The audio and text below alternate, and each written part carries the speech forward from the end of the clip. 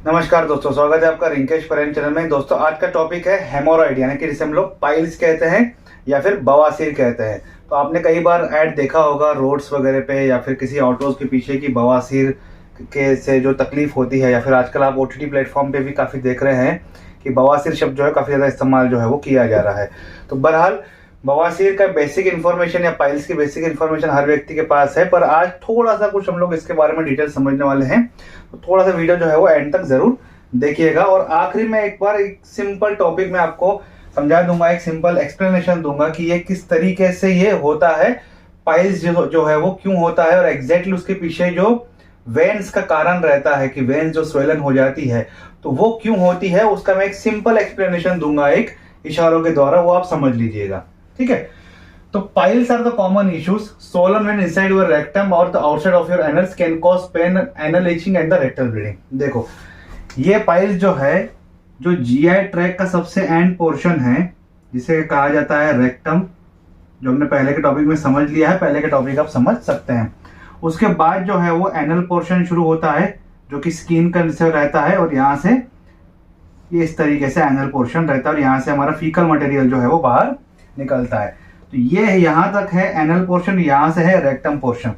तो मतलब जो यहाँ पे जो ब्लड वेसल्स सप्लाई हो रही हैं तो वो उनका एंड पॉइंट है, राइट। ये एंड पॉइंट है, ये यहां तक, ये हो गई उनकी जो ब्लड वेसल्स जो है वो यहाँ पे ब्लड सप्लाई कर रही हैं।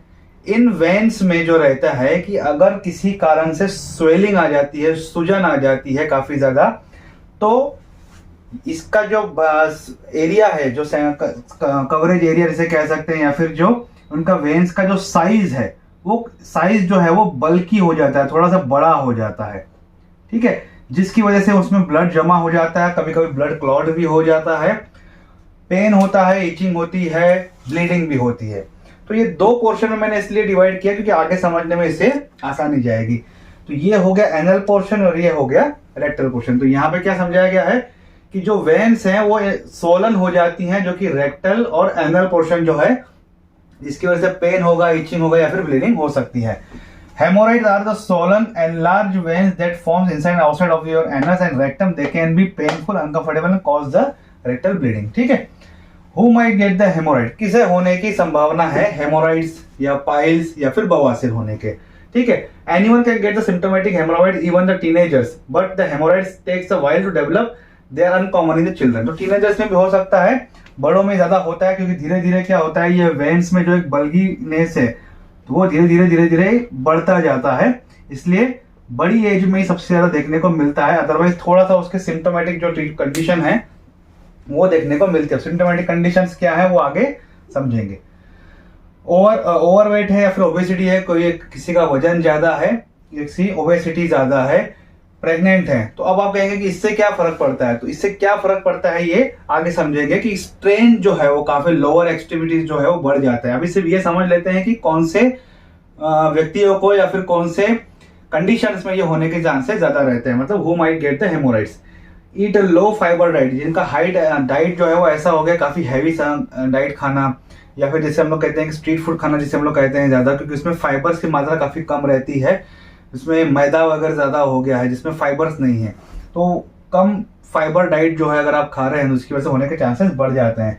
हैव अ क्रॉनिक कॉन्स्टिपेशन और डायरिया, काफी समय से आपको किसी कारण की वजह से, किसी दूसरी कंडीशन की वजह से या दूसरी मेडिकेशंस की वजह से आपको डायरिया है या फिर कॉन्स्टिपेशन है। Regular lifting the heavy objects, कुछ ऐसा काम है आपका, आप किसी ट्रांसपोर्टेशन में काम कर रहे हैं, फिर ऐसा कुछ लेबर वर्क है आपको जिसमें आपका हैवी लोडिंग ज्यादा होता है। हैवी लोडिंग की वजह से क्या होता है कि जो खिंचाव होता है जो ब्लड वेजल्स में, एक प्रेशर बनता है, वो प्रेशर यहाँ पे जो एंड पॉइंट है वहां पे बनता है, जिसकी वजह से यहाँ पे सोलननेस होता है। Spend the lot of time sitting on toilet, काफी समय आप टॉयलेट पे बैठ रहे हैं, आपका जो बाउल मूवमेंट है काफी स्लो है, उसकी वजह से होने के चांसेस रहते हैं। Strain while having the bowel movement, मतलब जब बाउल मूवमेंट होता है, जब फीकल मटेरियल जैसे जब पू जो है वो बाहर निकलता है, यहां से बाहर निकलता है, तब उसमें तनाव आ रहा है, खिंचाव आता है, वहां की जो ये लेयर्स हैं, मसल्स हैं, वहां पे एक प्रकार का खिंचाव आ रहा है मसल्स को, एक स्ट्रेन आ रहा है, एक स्ट्रेस आ रहा है मसल्स को, जिसकी वजह से क्या होता है, यहाँ की जो ब्लड वेसल्स है वो अफेक्ट होने के चांसेस बढ़ जाते हैं। तो ये एक एक एरिया है जहां पे जैसे कह सकते हैं कि हु माइट गेट द हेमोरेड, यानी किसे होने के चांसेस है। तो ये एक पोर्शन जो है वो डिस्कस करने लायक है। अब टाइप ऑफ हेमोराइड्स, तो टाइप जो है उसे डिवाइड किया गया। क्यों है? क्योंकि दो पोर्शन है ऑलरेडी, तो समझ सकते हैं कि एक एनल पोर्शन और एक रेक्टल पोर्शन, और एक सिम्टम के पोर्शन के हिसाब से हम लोग समझ सकते हैं। तो इसके पोर्शन के हिसाब से इसे डिवाइड किया गया है 3 हिस्सों में, यानी 3 टाइप्स, एक्सटर्नल, इंटरनल और प्रोलैप्स में। तो एक्सटर्नल आप समझ सकते हैं कि जो एनल पोर्शन से रिलेटेड जो भी बात होगी, जो भी सिम्टम्स कंडीशन जो रहेगी, तो उसे कहा जाता है एक्सटर्नल। और रेक्टम से रिलेटेड जो भी बात होगी, कंडीशन होगी या फिर साइन सिम्टम्स रहेंगे, वो इंटरनल कहा जाएगा। और दोनों कंडीशन सिम्टम्स अगर किसी एक पर्टिकुलर पोर्शन पे हो रहा है, खास करके एनल पोर्शन पे, तो उसे कहा जाएगा प्रोलैप्स, या फिर जो काफी समय से ये तकलीफ हो रही है उसे कह सकते हैं। External swollen veins form the underneath the skin around your anal. External hemorrhoid can be itchy, painful. Occasionally they bleed. Sometimes they fill with the blood that can clot. This isn't dangerous but can result into the pain and swelling. बाहर की तरफ पे होने वाला जो swelling है, मतलब जो ब्लड है वो ब्लड वेजल्स में, वेन्स में काफी ज्यादा वो बल्कीनेस एक प्रोवाइड कर चुका है, वहां पे जमा हो गया है, कभी कभी क्लॉट भी हो जाता है और एक बल्क प्रोवाइड कर लेता है। मतलब यहाँ पे वेन में ऐसे ऐसे बल्क हो जाएंगे इस तरीके से, ठीक है। बाहर की तरफ वो दिखेगा, एक प्रकार का हम देखते हैं कि इंटरनल एक सूजन जिससे हो जाती है पर्टिकुलर, ठीक है, एक प्रकार का फोड़ा कह सकते हैं, ठीक है। पर वो उसके अंदर पस वगैरह नहीं रहता है, स्वेलिंग रहती है, जिसमें ब्लड जमा हो जाता है, काफी ज्यादा रेड प्रकार का जो वो ब्लड है वो जमा हो जाता है, जिसे बल्गीनेस कहा जाता है, ठीक है। तो वो वहां पे ये पोर्शन हो जाएगा, ये पेन होगा, इचिंग होगा, ब्लीडिंग ऑकेशनली होगा। ये डिफरेंशिएशन समझ लो, यही साइन और यही उसका सिम्टम्स में हम लोग बात करेंगे कि जो एक्सटर्नल होगा उसमें पेन ज्यादा होगा, इचिंग ज्यादा होगी क्योंकि बाहर की तरफ है, लेकिन ब्लीडिंग बहुत कम उसमें देखने को मिलती है। इंटरनल में क्या होगा? Swollen veins from inside of your rectum, internal haemorrhoid में bleed but they usually aren't painful. तो इंटरनल हेमोरॉइड यानी कि जो रेक्टम साइड में होने वाली जो ब्लड वेजल्स है वहां पे बल्कीनेस जब आ जाता है तो उसे इंटरनल हेमोरॉइड कहा जाता है।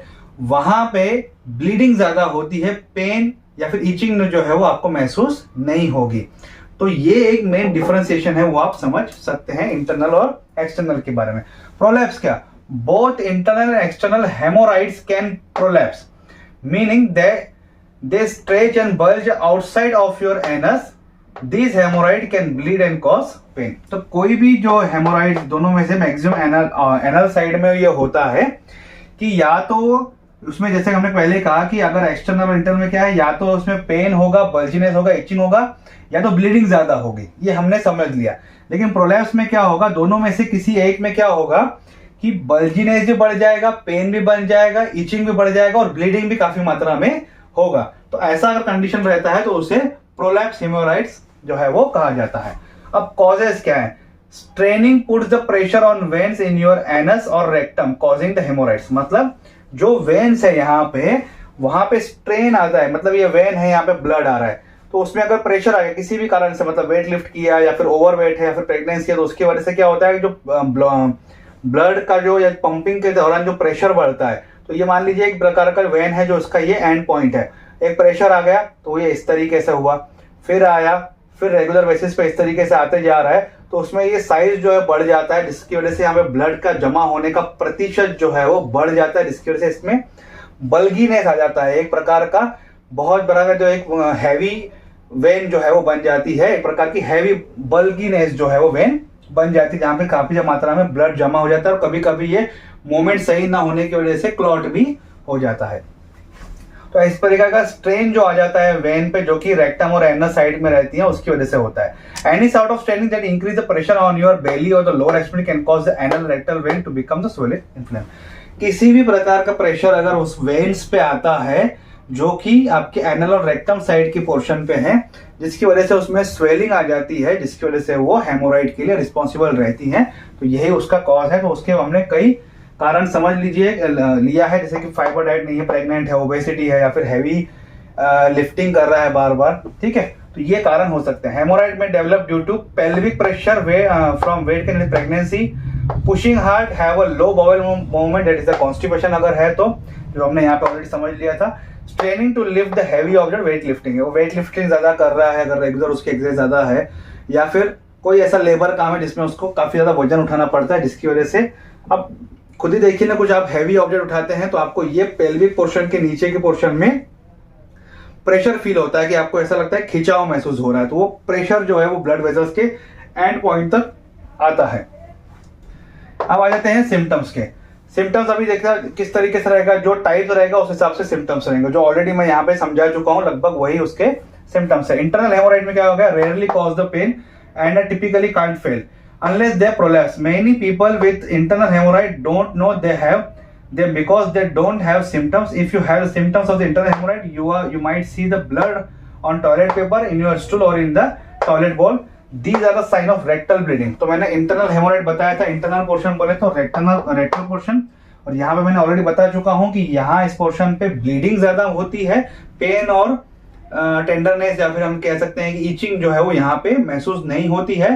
साइन इसका पता जल्दी चलता नहीं है क्योंकि पेन हो नहीं रहा है, पर अगर किसी का उसका साइन मिल जाता है कि भाई वो किस तरीके से पकड़ सकता है, तो वो अपना पू देख सकता है। पू अगर रेडिशनेस उसमें दिख रहा है, फ्रेश ब्लड अगर उसे दिखाई दे रहा है, टिश्यू पेपर से अगर आप साफ कर रहे हैं, टिश्यू पेपर यूज कर रहे हैं, तो टिश्यू पेपर में आपको अगर फ्रेश ब्लड दिखाई दे रहा है तो वो साइन जो है वो आप समझ सकते हैं कि ये रेक्टल ब्लीडिंग है। मतलब रेक्टल पोर्शन पे आपको हेमोराइड के सिम्टम साइंस जो है वो देखने को मिल सकते हैं। ये उसका एक इंडिकेशन आपके पास रहेगा।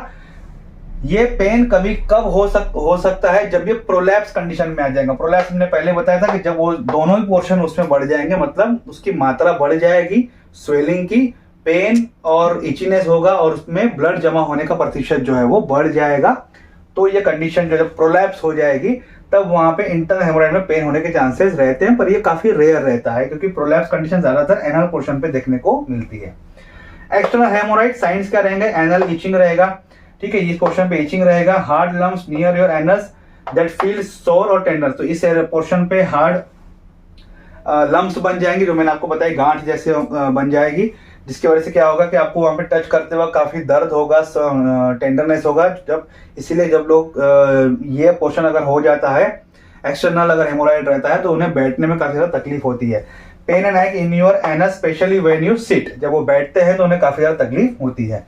रेक्टल ब्लीडिंग इसमें बढ़ जाती है, ठीक है।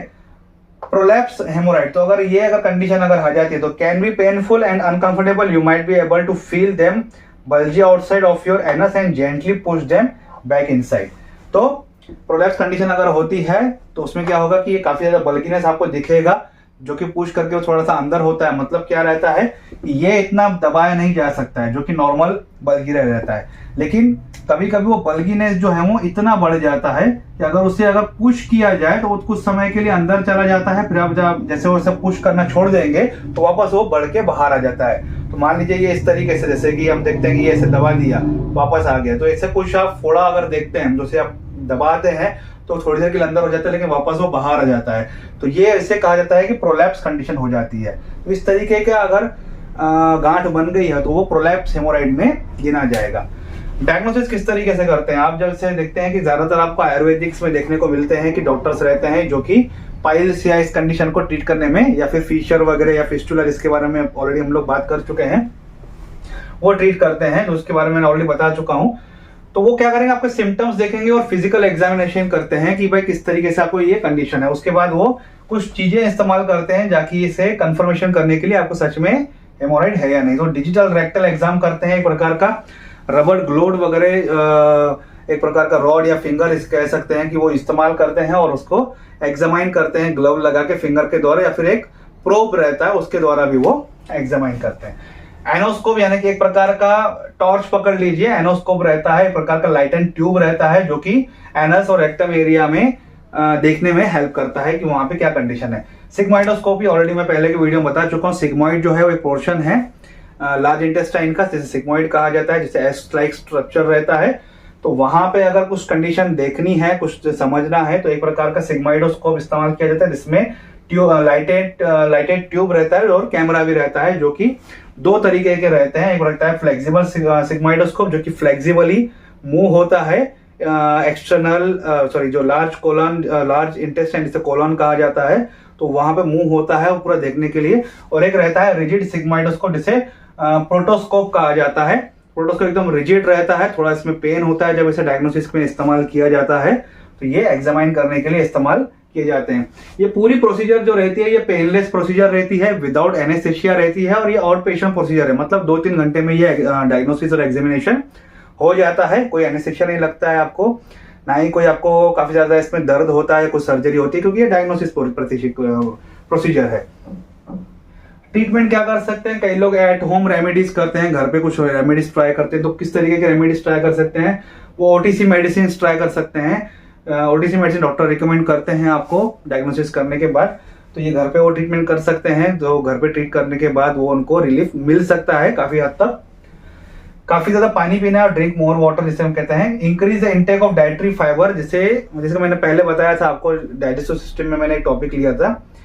जो स्मॉल इंटेस्टाइन और लार्ज इंटेस्टाइन रहती है उसमें एक हेयर लाइक स्ट्रक्चर रहता है जिसे सीलिया कहा जाता है। तो सीलिया के लिए डाइटरी फाइबर जो है वो वरदान है, उसका एक फूड पकड़ लीजिए।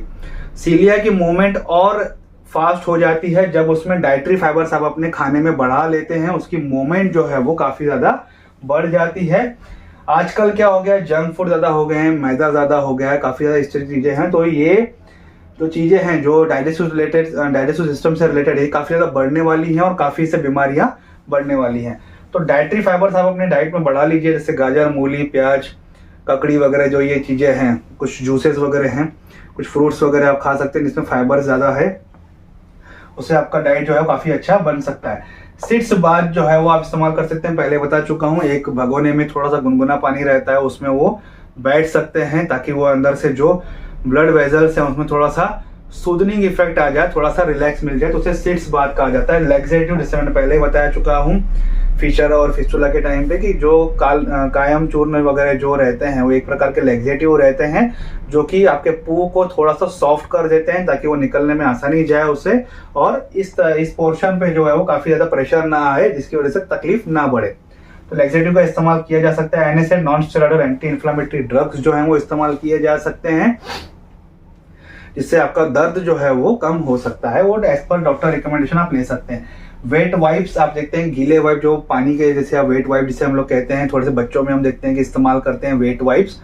तो वेट वाइप्स इस्तेमाल कर सकते हैं आप उसे साफ करने के लिए अपने एनल पोर्शन को आफ्टर पू वगैरह होने के बाद।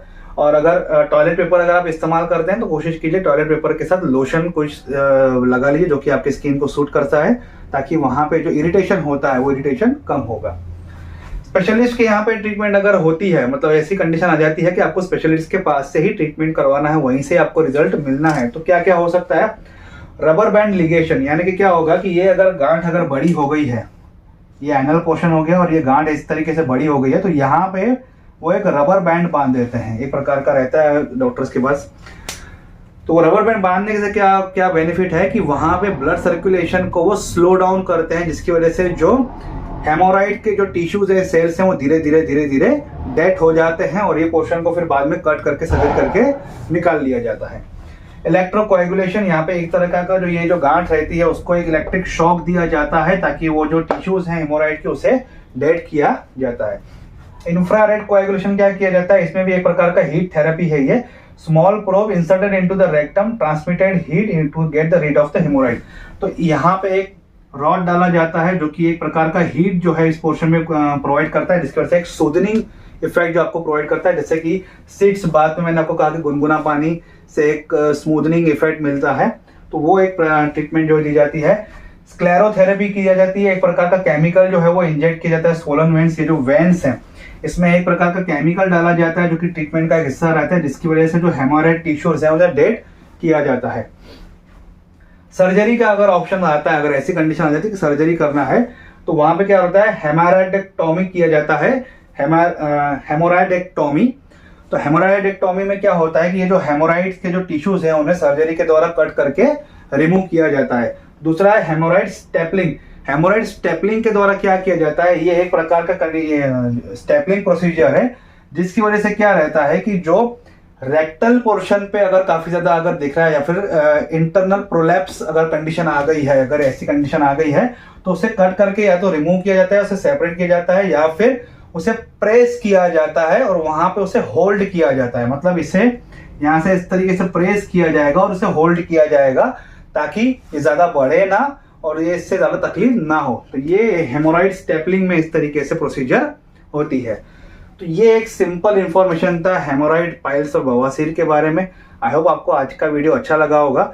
वीडियो अच्छा लगे तो लाइक और शेयर जरूर कीजिएगा। अगर कोई कमेंट है तो कमेंट बॉक्स में कमेंट कर सकते हैं। मुझे चैनल को सपोर्ट करने के लिए प्लीज सब्सक्राइब कीजिए।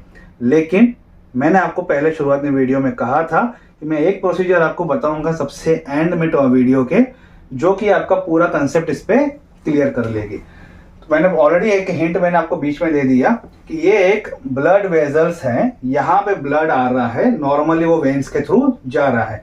अब मान लीजिए किसी ने हैवी ऑब्जेक्ट उठाया, कोई वेट लिफ्टिंग किया, तो वेट लिफ्टिंग करने से क्या होता है कि हार्ट पे एक प्रेशर आता है, एक पंपिंग जो है वो बढ़ जाती है, क्योंकि एक मसल्स पे एक स्ट्रेन आ जाता है, तो वहां पे प्रेशर बढ़ जाता है, तो वो ओवरऑल बॉडी में वो प्रेशर पंपिंग का बढ़ जाता है। और क्योंकि ये एंड पॉइंट है ये ब्लड वेसल्स का, तो यहाँ पे जब प्रेशर आता है तो ये मान लीजिए ब्लड आया, तो अगर मान लीजिए ज्यादा क्वांटिटी में ब्लड आया तो वो इस तरीके से आता है, जिसकी वजह से जो ब्लड वेसल्स है उसे बार बार प्रेशर आने की वजह से जो उसका नॉर्मल साइज था वो थोड़ा सा बल्की हो जाता है। तो बार बार प्रेशर आने की वजह से, बल्की हो जाने की वजह से ये जो वेन है ये बल्की हो जाती है, ब्लड जमा हो जाता है, क्लॉट हो जाता है, पेन होता है, स्ट्रेन होता है, हेमोराइड हो जाता है, ब्लीडिंग भी हो जाती है। ब्लीडिंग क्यों हो जाती है?